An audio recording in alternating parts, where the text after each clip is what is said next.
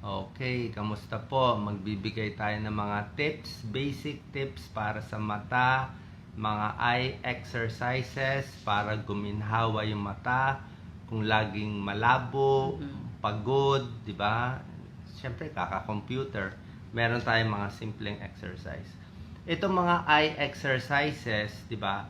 May tulong to kung pagod na yung mata mo, hirap ka mag-focus, o yung iba medyo banlag, cross eye siya, o may tinatawag na lazy eye, o may mga pasyente hindi masyado makakita pag malapit, pag malayo, may tulong to, parang muscle din yung mata natin. So blurred vision, eye strain, tapos yung very sensitive sa light, yung laging pagod, o minsan yung nanginginig yung mata, o makakatulong tong 7 exercises. Okay?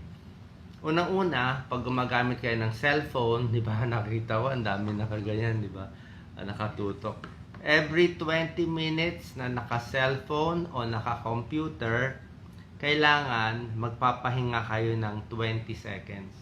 Siguro mga 1 minute pahinga. So, kakatingin sa cellphone, after 20 minutes, tingin kayo sa malayo para makapahinga. Okay, yan ang 20-20 rule. Look 20 feet away for 20 seconds. Second, ang problema, pag nakatingin tayo lagi sa cellphone, hindi tayo pumipikit. Lalo na kung very exciting yung nakikita nyo, sobra ganda, sobra kayong gigil, o may kahawa, hindi na pumipikit. Eh, ang mata natin, kailangan pipikit lagi. Di ba? Pikit ng pikit.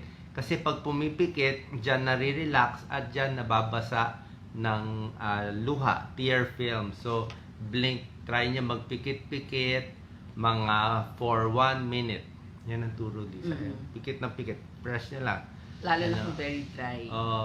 Lalo na kung maglalagay kayo ng mga eye drops. Kailangan pikit-pikit lang. O kahit ano, pikit-pikit. Yan, press lang for 30 seconds. Wag mo lang gawin kung maraming tao. Baka akala nila kinikindatan mo. So pikit. Kita mo, kakapikit-pikit ko, nagbabasa-basa na siya. Very relaxing. Sabay po kayo. Okay? Nakakabawas ng headache, eye strain, yung pagpipikit. Okay? Another tip gagawin nyo para ma-relax totally, pwede i-palm yung mata. Yan, pwede takpan. Ayaw mo rin kasi nasisilaw siya. Minsan maaraw. So, i-palm mo 30 seconds tapos close eyes lang. Ganyan. Yan, pag pinikit mo yan, parang may makikita ka pa nga eh. Diba? Makikita ko yung mga ilaw eh. So, 10 seconds. Mga 30 seconds, pahinga mo lang yung mata mo, nakapalm. Or pwede din bimpong basa, yung Bimpong binasa, basa, para pwede. malamig. Tapos ilagay niyo Pwede. po per eye. Yun ang resting. Yes. Diba? Next, pag naka-rest ka na, nakapahinga ka na, exercise na sa mata. Ano mga exercise? May exercise din ng mata, ha? Oo. Ang exercise sa mata, tuturo ko sa inyo, niro-roll yung mata. Hindi siya may zero roll, parang zero. Tingin tayo ha, ikot yung mata parang zero. Masarap yan, no? Ikot. Bihira ko yan ng ikot. I-zero mo ng malaki. Yan, zero. Yung mata ang sumusunod, hindi po yung ulo. Minsan yung ulo mo may ikot din, okay lang konti, Okay pero dapat lang. zero. Gawin mo zero. Maganda yan, no? Sarap, di ba? Baliktarin mo yung zero. Para at least malinis-linis yung mata mo. Kasi eyeball yan eh. Eyeball. At meron pong muscles ang ating mga mata. Maraming muscles ang mata. Kaya kailangan din po siyang ine-exercise. Marami siyang muscle. May muscles dito, may muscles dito. Kailangan nyo. Diba kumakain kayo ng isda? Diba? Yung isda, kinakain yung mata eh. Diba yung mata ng isda, maraming muscle? Oh, guilty kayo, Mikot. Next, gawin nyo sa mata, imagine nyo may malaking letter 8. May malaking letter 8. Figure 8. So, ang tingin natin, kunwari, nagpi-figure 8 tayo ng malaki yan. No? Figure 8. Yan, no? Figure 8. Baba. Baba. Taas. Figure 8. Yan. Exercise yan sa mata. Turo rin to ng mga ophthalmologists. Sarap ng pakiramdam. Para siya nabanat. Figure 8. Yan. Gawin nyo mga 30 seconds. Next. Yung mata naman, left and right. Okay? Hinga malalim, tingin sa pinaka-right. Yan. Itodo mo sa right. Hindi naman yung pagod na pagod, tingin lang sa right. Ano? Exhale, dahan-dahan, tingin sa left. Tingin sa left. Idulo nyo. Bihira kayo makakita. Dulong-dulo. I-check nyo. Pag hindi kayo nakakakita sa dulo, baka may stroke yun. Ha? Yung mga stroke, hindi nakakakita. On one eye or dun sa sides. One eye, both eyes, pwede mabara pag sa stroke. Ha? Yes. Sa stroke, pag pinaganyan mo sila, hindi na nila nakikita yan. Pag pinaganyan namin, tinakpan. O, nakikita mo to, ilan. Nakita mo to, ilan. O, minsan di na nila nakikita may quadrant. So, dapat exercise. Minsan, dito mo lang malalaman may stroke na pala siya. So, left, right, and up, down. Up, down. Sarap siya. Sarap siyang exercise. Dapat nga mga 30 seconds. Sabay nyo, 30 seconds.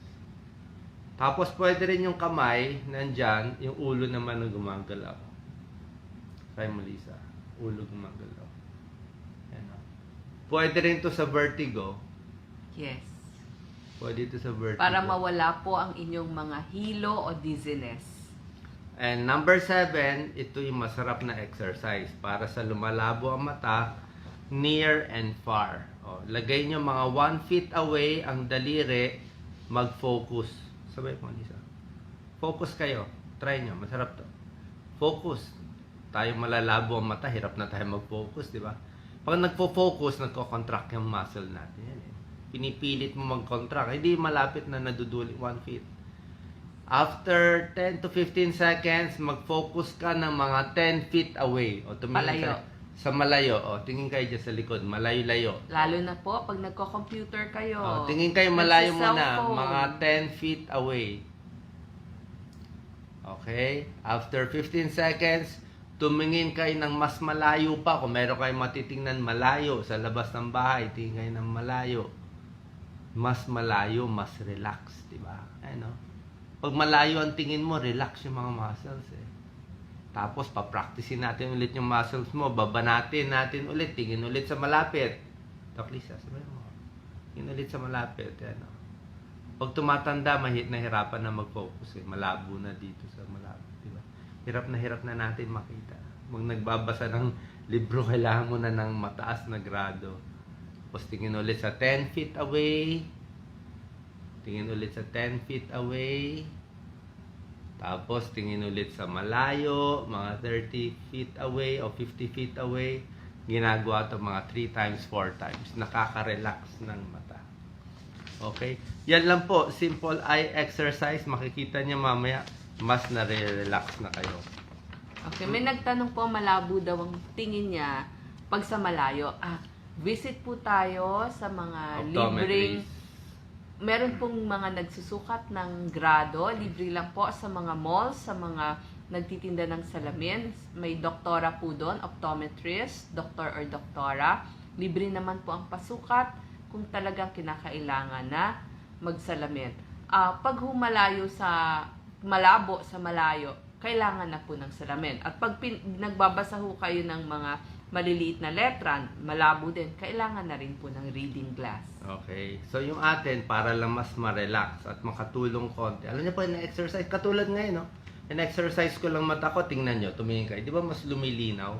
Mas gumaganda blood flow. Actually, may mga massage pa yan dito sa temple, Lisa. Dito sa temple. Kasi minsan, may tulong din sa daw to sa mata. Ito sa temple, massage na rin yan, may tulong. Ano mga do's and don'ts sa mata? Ito, basic lang. Ano mga bawal? Bawal tumingin sa araw, yung sobrang silaw. Araw, sa ilaw na maliwanag, masisira mata nyo, laser pointer, TV na masyadong malapit.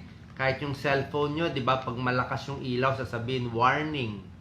Masama, di ba, may blue light filter pa. Kaya mas madilim konti, mas maganda. Pwede po kayo mag-sunglasses kapag lumalabas at maliwanag o tirik talaga yung araw. Pag tumatanda, nasisilaw. Ulitin ko 50, 60 years old, mas may light sensitivity tayo. Kaya marami naka-sunglass ko. Pag madilim, huwag masyado madilim din. Hindi ka makakatrabaho. Nahirapan ka sa pagsusulat mo. Lalo na yung mga anak nyo na nag-aaral, dapat tama lang ho. Yung liwanag, hindi ho pwedeng madilim. Lalabo po ang mata nila. Huwag madilim masyado, huwag masyado rin maliwanag. Yung tama lang. Huwag matagal mag-computer screen, mag-cellphone, siguro mga 30 minutes. Sabi ko nga, 20 minutes, then pahinga, then ano ulit. Smoking talaga masama. Sigarilyo, second-hand smoke, yung usok pumupunta sa mata, baka magkaroon ka ng problema sa mata, mga pterygium. Yung laman, nagkakalaman-laman dyan dahil Dahil po yan sa smoking, sa usok ng tambucho, mga jeepney driver, nagmomotor, nagbubus na open air, nagkakaroon sila ng pterygium. Tapos namumula-mula pa. So madumi na yung mata, tapos nagkaka-pterygium pa. Ano mga do's ang gagawin natin? Ang do's, kailangan naghuhugas tayo ng ano bang eyelid? Talukap. Pilik mata. Pilik mata. Ang dami sa atin ng problema ay kuliti at yung blepharitis, yung infection ng eyelids. Pag tinignan po yan ng mga doktor, makita nila may mga nana-nana, may oil gland, may dumi-dumi. So marami sila dyan, lalo na may muta. Pag sa umaga nagkakamuta, ibig sabihin maraming bakterya. Lalo na yung mga babae, pag nag-makeup, diba, pag nag-eyeliner, naiiwan dyan. So dapat maghuhugas. Paano maghuhugas? Doon na lang tayo sa matipid, 'di ba? Kung meron kayong mild soap, kung ano yung mild soap nyo, malabnaw lang, at yung eyelid lang, dito lang ang nililinis. Syempre buong mukha, tapos nililinis lang siya. Ginaganyan. Pwede rin gumamit ng baby shampoo. Okay? Pwede na rin baby shampoo, gawing mas malabnaw, yun na rin ang pinanghuhugas. Yes, Doc. Tip ko lang po para hindi kayo magkakuliti, minsan kadalasan nalilimutan nyo maghilamos ng buong muka. So pag hilamos nyo po, dapat isa sa umaga at isa bago matulog. May iba po once lang or minsan hindi pa naghihilamos sa buong maghapon. Pero pa po yung paliligo ninyo. Ngayon, yung po ginagamit nating soap sa katawan, piliin na ho natin yung mild soap para yun na rin yung panghilamos natin sa muka at sa mata. Ano po yung mga example niyan? Tender Care, Johnson's Baby Soap, Jergens, Dove, yan po yung mga mild soap. At marami pa po mga mamahalin dyan. Pero ang tinuro ko lang po yung medyo mumurahin. So kapag naghihilamos, isama nyo na po yung pilik mata ninyo. Isasara nyo lang yung mata nyo. At saka po yung ating kilay.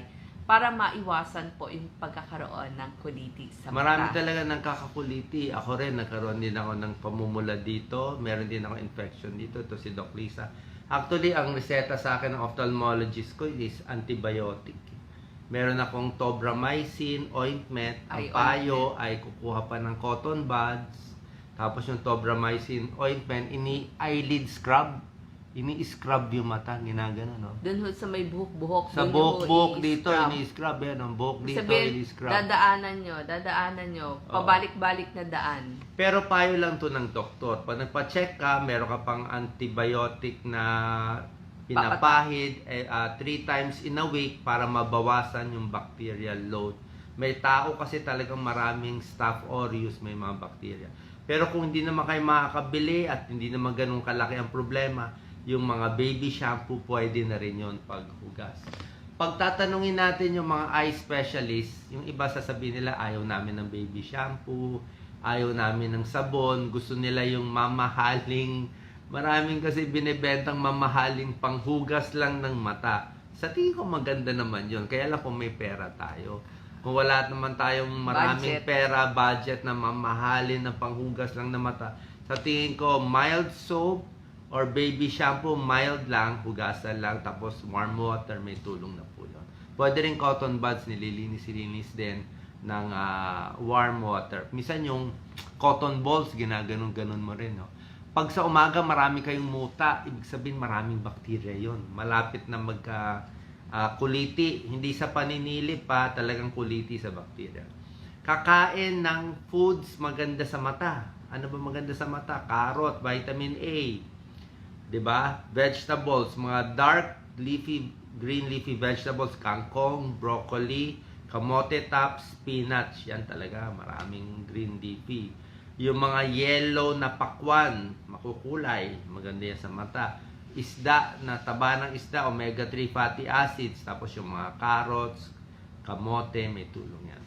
Pwede mag-sunglass, may mga sunglass na may pang UVA, UVB, di ba? Pang black may tulong po. Kasi pag may sunglass din, lalo na kung mainit, pag nagda-drive, may tulong po yan. Para hindi rin masira yung mata natin. Next, maganda rin yung protective eyewear. Ito, napakalaga. Maraming pasyente, yung siguro yung mga sa sports, nasuntok, natusok. May pasyente tayo dati sa grade school, di ba? Salbahay yung isang bata. Kumuha ng barbecue stick, tinusok yung mata, nabulag. May nabulag. Meron, nagbibisikleta, tapos syempre sa barangay, ang dami mga alambre dyan, di ba? Alambre nakasabit, naglalakad yung tao, nagbabike, pag-bike, nakalawit yung mata. Maganda nga sana position ng mata natin. Meron tayong buto, di ba? May buto. Yung ibang malaki yung buto dito. It protects the eye. Yan ang trabaho ng bungo natin. Ito. Kahit mapalo mo, tatama lang dito dapat sa buto at hindi sa mata. Yan ang trabaho ng buto. Protect the eye, protect the brain, protect the heart. Kaya may ribs tayo. Yan ang purpose niyan. Wash hands always. Huwag ganun ng ganun sa mata. Diba? Rest your eyes. Kunyari, may iba naman kayong kausap, wala naman kayong, diba? Hindi naman kailangan gamitin yung mata, di tenga na lang. O, diba? Nakikinig kay Doc, pwede naman i-on na lang pakinggan na lang kahit hindi naman tingnan. Matulog ng mahaba, sleep 8 hours para rested yung mata. At di kayo magka-eye bags. Okay. Check your blood sugar. Diabetes, high blood, nakakasira sa mata. Alam nyo na yan, hindi nyo pa alam yan. Ang diabetic, nabubulag ang mata. Diabetic retinopathy. Makikita namin sa mata, meron kaming ophthalmoscope, makikita, ay, puro daming linya. Diabetes to. Pag may dugo-dugo sa loob ng mata, high blood yun. Delikado. Pag dumugo sa labas ng mata, sa conjunctiva, high blood din yan, may pumutok. So, high blood diabetes, kung ang katawan mo healthy, healthy din ang mata. Kaya blood sugar, blood pressure controlled, yung healthy food, tapos yung exercise din. O pag nag-exercise tayo, mas maganda rin yung ng mata natin. Sa mga dry eyes, yung mga laging pag tumatanda, nagda-dry eyes, sabi ko nga, pikit-pikit, tapos meron mga eye drops na Yes, pinapatay. carboxymethylcellulose, yung mga Cellofresh, meron sila yung mga one-time use cartridge po para isang patak sakto. Tapos ubusin nyo na po. Oo. Pag naman po yung naka-bottle, usually gusto nila at least 1 month na ubus nyo na. Tapos papalitan na. Oo, okay. Tapos, isa pa, gusto ko rin, iwas kayo sa diretsong electric fan sa mata. Pag diretsong electric fan o sa aircon, di ba, misa sa kotse may aircon, tinatapat sa mata, doon kayo nagda-dry eyes Siyempre, nagda-drive ka naka-open. So, wag yung direct hangin sa mata para hindi ma-dry eyes. Lastly, oras na magkaroon ng puwing. Di ba? Kaya nga maganda may ganito para hindi mapuwing. Oras na magkaroon ng puwing, may foreign body, o meron ka nalagay sa mata mo, o nalagyan na sabon, o anuman. Very sensitive ang mata, hindi pwedeng malagyan ng kung anong mga chemical yan. Running water lang. Pumunta ka agad sa gripo, malakas yung agos. Huwag mo na ikusot-kusot, i-running water mo ganyan. Okay, i-running water mo, hayaan mo siya. Pag hindi pa rin mawawala, pumunta sa emergency room, baka may nakadikit na bubog o talagang matalas na puwing na nakakasira sa cornea natin, kailangan matanggal yun. So, running, po yun. ira-running water natin. Okay? Doc Lisa, final tips?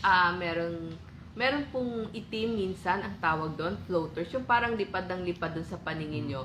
Usually, it comes with age. Hindi na po mawawala. Kung pa isa-isang floaters lang, talagang hindi na po nawawala yun. But, andun na palagi. So, pagtingin nyo, may isang floaters doon. Ang ayaw lang natin, yung biglang isang malaking chunk ng paningin nyo, biglang dumilim. Pag po ganon, pupunta po tayo sa doktor na ang tawag ay ophthalmologist. Kasi meron din hong mga emergency pagdating sa ating mata. Ophthalmologist. Yun po yung doktor sa mata. Okay, sa floater naman, kung meron, like ako, lagi ako may floater. Natamaan ako ng tennis ball dati dito Pag tumingin ka sa araw, sa langit, meron kang mga gumagalaw yun. Pwede mo ba i-drawing may X yun. Kung pareho lagi ang dami ng floater, okay lang.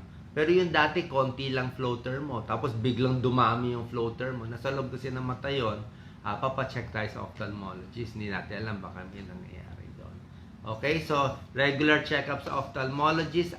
Alagaan natin ang mata natin. Kung ano pag-aalaga sa katawan na healthy foods, yun din maganda sa mata. God bless po. Thank you.